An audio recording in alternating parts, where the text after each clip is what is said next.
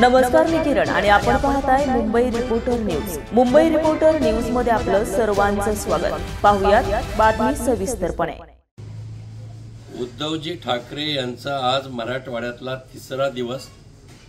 2 दिवस दौरा करताना धाराशिव, लातूर, बीड, छत्रपती संभाजीनगर येथे त्यांना कुठेही प्रतिसाद मिळाला नाही. त्यांचा दौऱ्याचा मुळात फज्जा उडाला.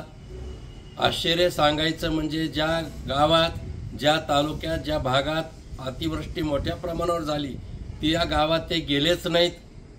त्यांचा दौरा म्हणजे प्रोफाईल दौरा, हाय प्रोफाईल, राष्ट्रीय महामार्गालगत 4 पावलं पुढे जाऊन त्यांचा दौरा असल्याने आणि शेतकऱ्यांच्या एक लक्षात आलं की निवडणुका तोंडावर घेऊन ठाकरे स्वतः मराठवाड्यात फिरत आहेत आणि त्यांच्या दौऱ्याचा पूर्ण राजकीय रंग शेतकऱ्यांनी ओळखला. शेतकऱ्यांच्या नावाने पुळका आणि दौरा मात्र राजकीय स्वार्थाचा हे लक्षात आल्याबरोबर ठिकठिकाणी दौऱ्याला प्रतिसादच मिळत नाही. दुसरं सांगायचं म्हणजे ते म्हणतात मी घरात बसून कर्जमाफी केली आणि एका शेतकऱ्यांना त्यांनी प्रश्न विचारताना सांगितलं की तुमचं कर्ज माफ झालं का? शेतकरी म्हणाला आमचं कर्ज माफच झालं नाही. म्हणजे तिथेही उद्धवजी तोंडावर पडले. एका महिलांच्या समोर बोलताना त्यांनी सांगितलं की लाडक्या बहिणीचे पैसे मिळाले का? खालून महिला म्हणाल्या हो मिळाले, पैसे मिळाले. तिथेही उद्धवजी तोंडावर पडले.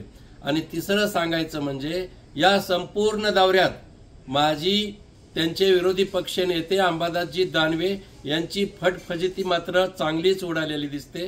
कारण त्यांचा 2 दिवसापासून बीपी वाढलाय. कशामुळं? कारण दौऱ्याला गर्दीच जमत नाही आणि मराठवाड्याचं नेतृत्व सध्या ते करत आहेत आणि म्हणून नेत्यांच्या समोर गर्दी जमेना म्हणून ते वरडून सांगत आहेत लोक बोलवा, लोक बोलवा, लोक बोलवा. बीडमध्ये ते दिसून आलं.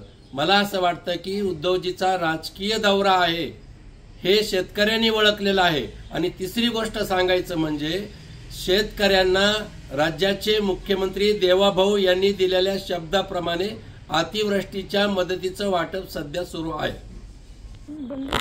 ताज्या घडामोडींसाठी आणि ताज्या बातम्यांसाठी आजच आमच्या मुंबई रिपोर्टर न्यूज चॅनलला लाईक करा, सबस्क्राईब करा आणि बेल आयकॉन प्रेस करा आणि पाहत रहा मुंबई रिपोर्टर न्यूज.